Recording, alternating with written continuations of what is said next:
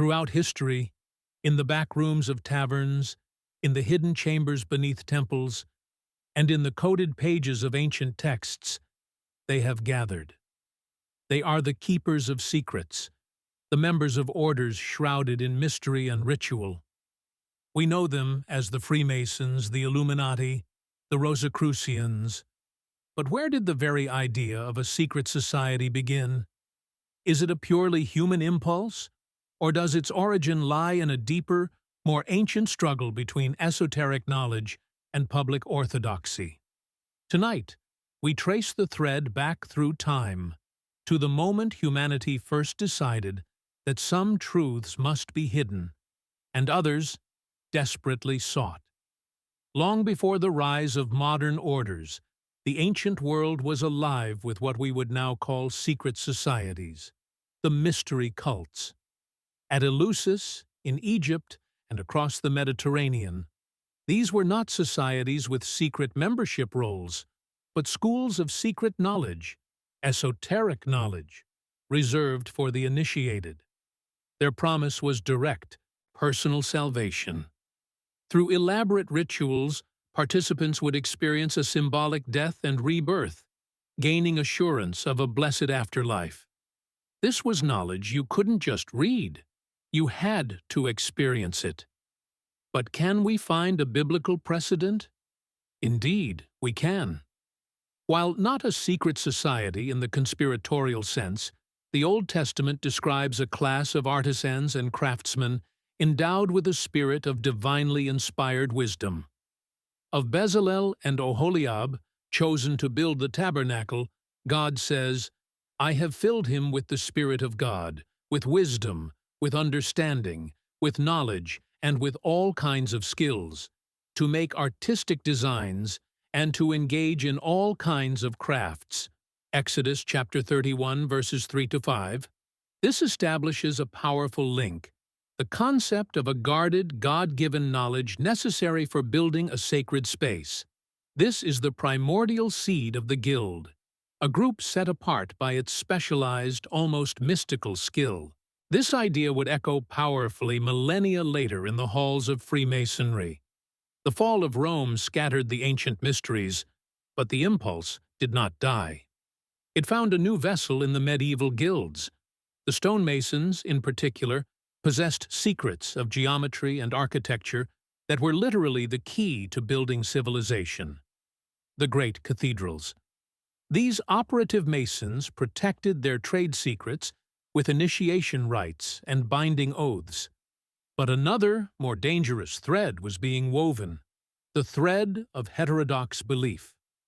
Groups like the Cathars and the Knights Templar were accused by the Church of harboring secret doctrines.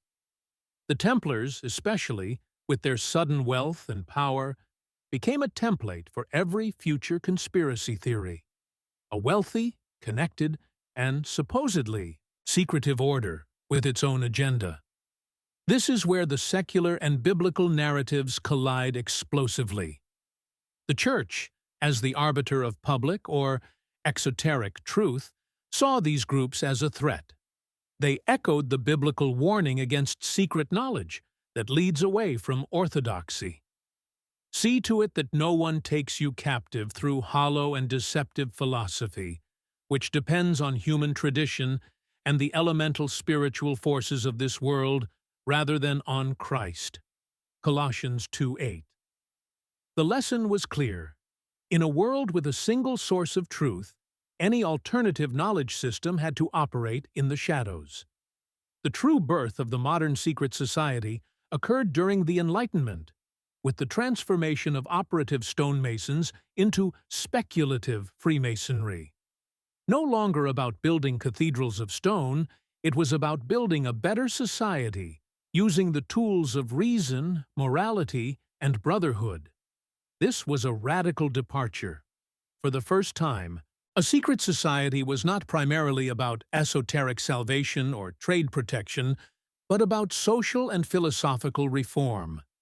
Its secrecy was a shield against political and religious persecution, allowing men of different faiths and classes to discuss dangerous ideas like democracy, religious tolerance, and natural rights. But this very success bred a powerful backlash. The Bavarian Illuminati, founded in 1776, took this a step further, aiming to infiltrate governments and guide society toward a rationalist, anti-clerical future. Their exposure and suppression created the modern myth of the all-powerful, world-controlling secret society. The veracity of this idea, the omnipotent cabal, is highly questionable. The real power of these societies was not in their secret world government, but in their function as a networking platform for the intelligentsia. They were less a shadow government and more an early version of the Internet, a decentralized web for exchanging revolutionary ideas. So, what else should we know? What is the hidden thread that connects the Eleusinian initiate to the modern Freemason? The enduring power of secret societies lies in their mastery of a fundamental human need, the need for belonging and meaning in a world that often seems chaotic and profane. They offer narrative, ritual, and a sense of being part of an elect group with a higher purpose. The final, and perhaps most crucial thing to know is this. The greatest secret these societies possess may not be a specific piece of hidden knowledge, but the methodology of secrecy itself. The rituals, the symbols, the graded initiations, these are psychological tools designed to transform the individual from the inside out. The real secret is the transformative experience. From the biblical craftsmen building God's dwelling to the Enlightenment philosophers building a new world, the secret society has always been a crucible for the human spirit. It is a space where knowledge is not free, but earned, and where the ultimate mystery to be solved is not outside in the world, but inside the self. The history of secret societies is the history of humanity's endless quest to find the light, and the equally powerful instinct to hide it where only the worthy can find it. This is Hidden Histories. Like, share, and subscribe for more biblical mysteries, ancient truths, and forbidden knowledge revealed daily.